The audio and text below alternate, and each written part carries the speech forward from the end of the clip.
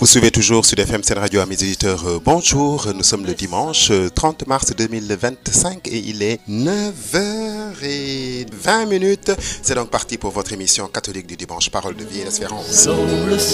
Parole de vie et d'espérance à mes auditeurs en ce 4e dimanche, donc du temps de carême. Alors à la présentation de votre émission aujourd'hui, vous aurez Georges Fay et à la partie technique Alassane Thioune. Et en ce 4e dimanche de carême, voici les textes que la liturgie nous propose. La première lecture est tirée du livre de Josué au chapitre 5, les versets 10 à 12. La deuxième lecture est tirée de la seconde lettre de Saint Paul apôtre aux Corinthiens au chapitre 5, les versets 17 à 21. Et enfin, l'évangile de ce jour est de Saint Luc au chapitre 15, les versets 1 à 3, puis les versets donc 11 à 31. Voilà donc, amis auditeurs, les textes de ce 4e dimanche de Pâques. Lecture du livre de Josué. Après le passage du Jourdain, les fils d'Israël campèrent à Gilgal et célébrèrent la Pâque le 14e jour du mois, vers le soir, dans la plaine de Jéricho. Le lendemain de la Pâque, ils mangèrent les produits de cette terre, des pains sans levain et des épis grillés. À partir de ce jour, la manne cessa de tomber puisqu'ils mangeaient les produits de la terre. Il n'y avait plus de manne pour les fils d'Israël qui mangèrent cette année-là ce qu'ils récoltèrent sur la tête de Canaan. Voilà donc, amis auditeurs, le court passage de la première lecture que la liturgie nous propose en ce 4e dimanche de carême. Et il est extrait du livre de Josué. Alors, tout le monde sait que Moïse n'est pas entré, n'est-ce pas, en terre promise. Donc, quand il a fait sortir le peuple d'Égypte, donc pour aller vers la terre promise, la terre de Canaan, Moïse n'est pas entré. Donc, il est mort au mont Nebo, c'est-à-dire aujourd'hui au niveau de la mer Morte, du côté de ce que nous appelons aujourd'hui la rive jordanienne de la mer Morte. Mais on ne va pas le plaindre pour autant. Il est entré ainsi tout de suite dans la véritable terre promise. C'est-à-dire la terre, le paradis de Dieu, si vous voulez. Ce n'est donc pas lui qui a fait entrer le peuple d'Israël sur cette terre, mais c'est son serviteur et successeur Josué. Et tout le livre de Josué est le récit de cette entrée du peuple en terre promise, depuis la traversée du Jourdain. Alors, s'il a fallu le traverser, c'est parce que les tribus d'Israël sont entrées dans le pays par l'Est. Ceci dit, la Bible ne fait jamais de l'histoire pour de l'histoire. Ce n'est pas un livre d'histoire. Ce qui intéresse, ce sont les leçons de l'histoire. On ne sait pas qui a écrit en réalité le livre de Josué, mais l'objectif est assez clair. Si l'auteur du livre rappelle l'œuvre de Dieu en faveur d'Israël, c'est pour exhorter le peuple à la fidélité. Et dans le texte d'aujourd'hui, amis auditeurs, c'est plus vrai que jamais en fait. Sous ces quelques lignes, un peu rapides d'ailleurs, c'est un véritable sermon qui se cache. Un sermon qui tient en 2 points en fait. Ce qu'il ne faudra jamais oublier, c'est premièrement que Dieu les a libérés. Et deuxièmement, il les a libérés d'Égypte. C'était pour leur donner cette terre, comme il l'avait promis à leur père. La grande leçon, en fait, c'est que nous recevons tout de Dieu. Et quand nous l'oublions, nous nous mettons nous-mêmes, effectivement, dans des situations sans issue. C'est pour cela, d'ailleurs, que le texte fait, effectivement, des parallèles incessants entre la sortie d'Égypte, la vie au désert et l'entrée en Canaan. Par exemple, au chapitre 3 du livre de Josué, la traversée du Jourdain est racontée très solennellement, comme la répétition du miracle de la mer Rouge. Et dans ce texte que nous avons entendu, l'auteur insiste sur la Pâque. Ils célébrèrent la Pâque le 14e jour du mois, vers le soir. La célébration de la Pâque, en fait, avait marqué la sortie d'Égypte et le miracle de la mer Rouge. Cette fois-ci, la nouvelle Pâque suit l'entrée en terre promise et le miracle du Jourdain. Et donc, prenons effectivement en cela le relais de cette Pâque juive, eh bien, notre Pâque, la Pâque chrétienne, est donc la vraie Pâque, la Pâque suprême, celle du passage de la vie à la mort, puisqu'à la Pâque, le Christ, n'est-ce pas, qui est mort et qui va ressusciter le troisième jour, nous fait vaincre la mort et nous ouvre les portes du royaume de Dieu. Alors je rappelle à mes auditeurs que vous suivez votre émission Parole de vie et d'espérance en ce 4e dimanche de Carême. Évangile de Jésus-Christ selon saint Luc. Les publicains et les pécheurs venaient tous à Jésus pour l'écouter. Les pharisiens et les scribes récriminaient contre lui. Cet homme fait bon accueil aux pécheurs et mange avec eux. Alors Jésus leur dit cette parabole. Un homme avait 2 fils. Le plus jeune dit à son père, « Père, donne-moi la part d'héritage qui me revient. » Et le père fit le partage de ses biens. Peu de jours après, le plus jeune rassembla tout ce qu'il avait et partit pour un pays lointain où il gaspilla sa fortune en menant une vie de désordre. Quand il eut tout dépensé, une grande famine survint dans cette région et il commença à se trouver dans la misère. Il alla s'embaucher chez un homme du pays qu'il envoya dans son champ garder ses porcs. Il aurait bien voulu se remplir le ventre avec les gousses que mangeaient les porcs, mais personne ne lui donnait rien. Alors il réfléchit. Tant d'ouvriers chez mon père ont du pain en abondance. Et moi, ici, je meurs de faim. Je vais retourner chez mon père. Et je lui dirai, « Père, j'ai péché contre le ciel et contre toi. Je ne mérite plus d'être appelé ton fils. Prends-moi comme l'un de tes serviteurs, de tes ouvriers aussi. » Il partit donc pour aller chez son père. Comme il était encore loin, son père l'aperçut et fut saisi de pitié. Comme il courut se jeter à son cou et le couvrir de baisers. Le fils lui dit, « Père, j'ai péché contre le ciel et contre toi. Je ne mérite plus d'être appelé ton fils. » Mais le père dit à ses domestiques, « Vite, apportez le plus beau vêtement pour l'habiller. Mettez-lui une bague au doigt et des sandales aux pieds. Allez chercher le veau gras. Tuez-le, mangeons et festoyons. Car mon fils que voilà était mort et il est revenu à la vie. Il était perdu et il est retrouvé. » Et ils commencèrent la fête. Le fils aîné était au champ.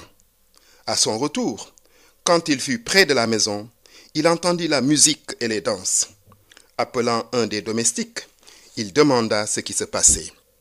Celui-ci répondit, « C'est ton frère qui est de retour.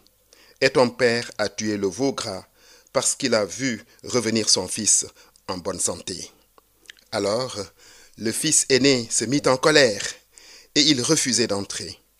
Son père, qui était sorti, le suppliait, mais il répliqua, « Il y a tant d'années que je suis à ton service sans jamais avoir désobéi à tes ordres, et jamais tu ne m'as donné un chevreau pour festoyer avec mes amis.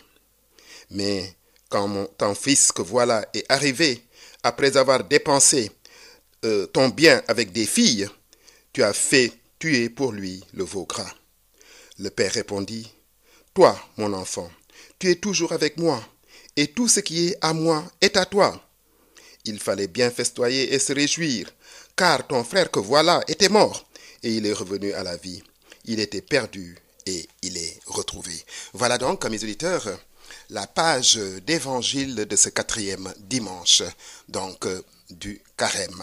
Et c'est une page d'évangile du reste bien connue, c'est la parabole du fils, donc prodigue, de l'enfant prodigue comme nous le disons. Mais en réalité, le vrai prodigue, la vraie prodigalité, ce n'est pas celle de ce fils qui a dilapidé, n'est-ce pas, de façon inconsciente, sa part d'héritage. La vraie prodigalité, c'est la prodigalité de Dieu lui-même. Alors, que nous dit cette page d'évangile? Il nous dit, d'abord, Jésus donne une parabole, parce que les gens récriminaient contre lui. On lui reprochait de faire bon accueil aux pécheurs et de manger même avec eux. Donc, c'était les pharisiens et les scribes. Et Jésus, donc, donne cette parabole. Un homme avait 2 fils. Le plus jeune demande sa part d'héritage à son père.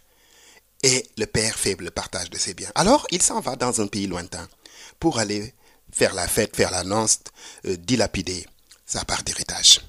À la fin, il n'a plus rien et la famine survient dans ce pays.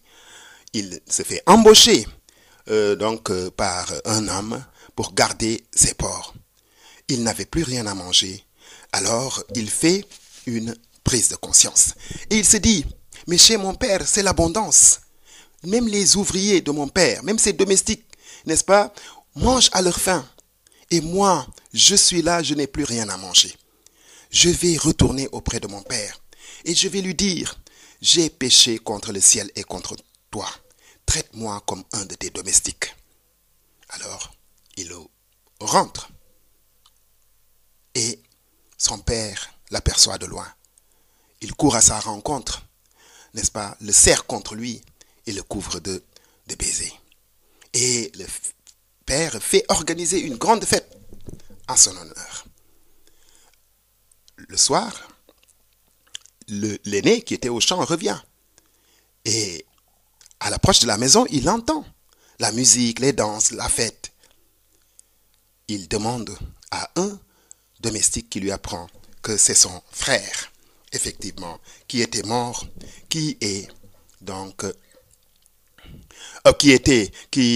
parti en voyage depuis longtemps, qui est retrouvé. On le croyait même mort, on le disait perdu, et il est revenu en bonne santé. Voilà pourquoi on organise la fête. Alors, et on le comprend très bien, mes auditeurs, l'aîné boude, il refuse d'entrer. Parce que lui, il a toujours obéi à son père, mais aucune fête ne lui a jamais été organisée. Quand le père apprend cela, il vient trouver ce fils aîné et lui dit, non, toi tu as tout ce que j'ai. Lui, il était comme mort et il est revenu à la vie. Il était perdu et on l'a retrouvé. Alors, donc, Jésus donne cette parabole. Et c'est à nous, bien entendu, de la décrypter. Nous devons comprendre que ce père de famille, c'est Dieu lui-même. Donc, le père aurait pu maudire ce fils. Lui dire, oui, mais tu es inconscient, tu ne mets plus les pieds ici. Ce serait d'ailleurs une réaction bien humaine, mais, amis auditeurs, les pensées de Dieu ne sont pas nos pensées. Les chemins de Dieu ne sont pas nos chemins. Oui. Aussi bien que le ciel est éloigné de la terre, aussi bien les pensées de Dieu sont éloignées de nos pensées. Les voies du Seigneur, nous avons coutume de dire, sont impénétrables. Alors, le père de famille pardonne à son fils et organise même la fête en son honneur. Donc, nous devons comprendre que Dieu, n'est-ce pas, est ce père de famille. Qu'il nous attend toujours comme ce père. Qu'il est toujours prêt à pardonner parce que le fils a fait un examen de conscience. Il a fait un acte de contrition. Donc, il a demandé pardon. Et c'est ce que Dieu attend de nous. Donc, Dieu est toujours là à l'affût. Il attend.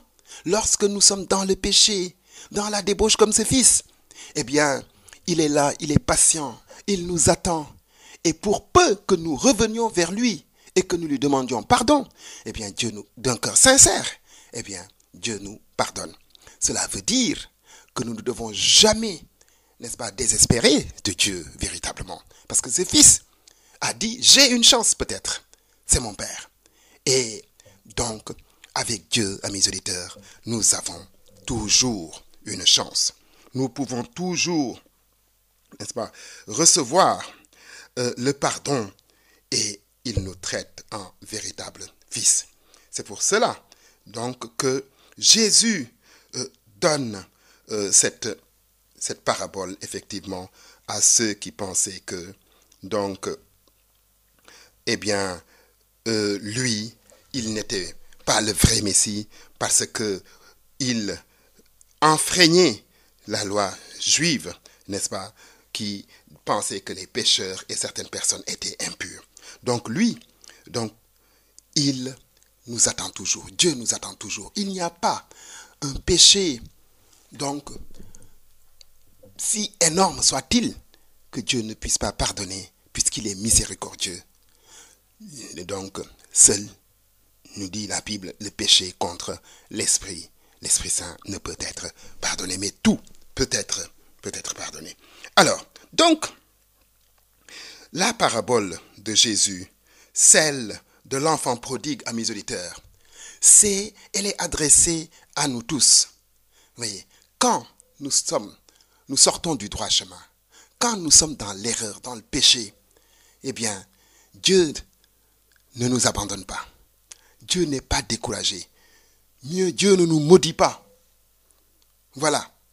Ou nous condamne. Comme nous disions dimanche dernier, parfois on dit oui, c'est Dieu qui, effectivement, l'a puni. Quand nous commettons des fautes, Dieu nous attend comme ce père qui attendait son fils depuis des années. Et quand nous revenons vers lui, quand nous lui demandons pardon d'un cœur sincère, oui, eh bien, Dieu qui est miséricordieux nous pardonne toujours. C'est là, amis auditeurs, la grande leçon de cette parabole de l'enfant prodigue. Donc, Jésus, qui n'a pas connu le péché, a fait bon accueil aux publicains et aux pécheurs, allant jusqu'à s'asseoir à leur table. À ceux donc qui s'en étonnent, il a répondu par la parabole que nous venons d'entendre. Voyez ce père qui guette le retour de son fils, parti au loin, où il a mené une mauvaise vie. Dès qu'il l'aperçoit, il court à sa rencontre, le serre contre lui, organise une grande fête à laquelle il convie tous ceux de sa maison. Dieu est ainsi, amis auditeurs. Vous qui l'avez abandonné quand nous l'abandonnons, eh bien, nous devons revenir à lui comme ce fils. Voyez, il nous attend, les bras grands ouverts. Et nous qui sommes restés fidèlement auprès de lui, nous devons nous réjouir avec lui et les anges du ciel quand un de nos frères revient au foyer paternel. La manière de traiter les pécheurs, de les accueillir, de juger ceux qui leur ouvrent les bras est un test pour chacun de nous, pour les communautés chrétiennes, pour l'Église. Notre Dieu est-il donc celui de Jésus-Christ? Eh bien, oui, c'est le Dieu de Jésus-Christ. C'est ce Dieu qui nous tend les bras à chaque fois, qui espère toujours, qui attend toujours notre retour.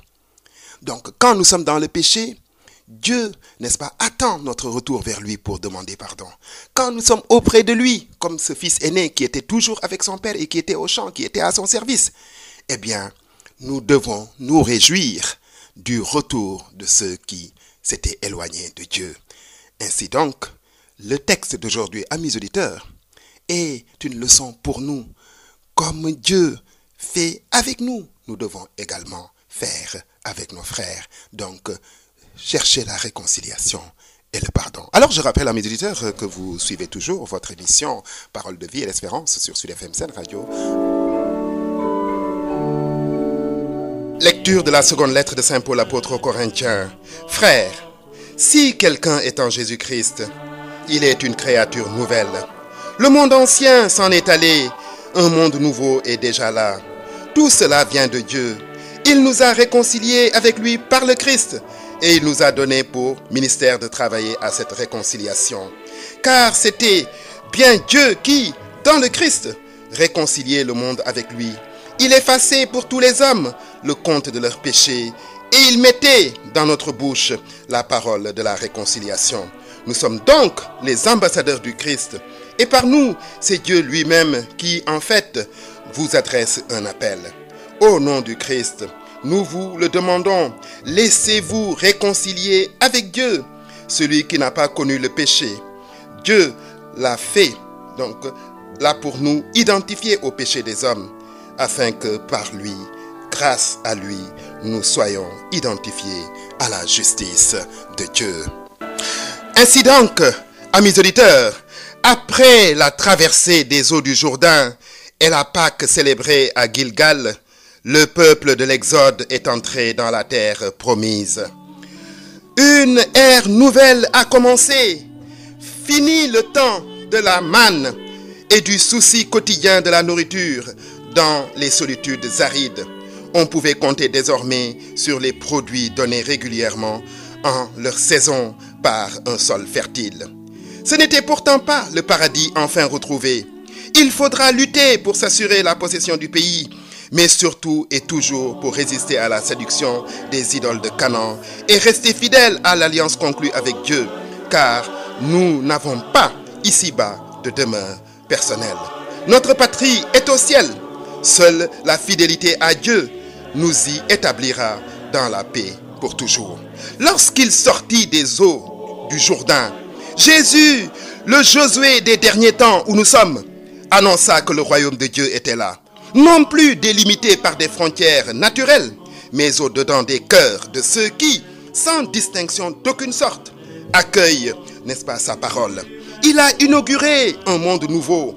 Avant de retourner à son Père, il a célébré la Pâque avec ses disciples, en leur donnant la manne de son corps livré et la coupe de son sang répandue pour la multitude. Il a dit ceci: faites cela en mémoire de moi jusqu'à mon retour. Puis, il les a envoyés dans le monde entier prêcher la bonne nouvelle et le baptême pour la rémission des péchés. Le salut apporté par Jésus-Christ est donc mystère de réconciliation offert à tous, réintégration de chacun auprès de Dieu à sa place de fils. L'Église et les chrétiens ont mission de l'annoncer sans trêve et d'en témoigner.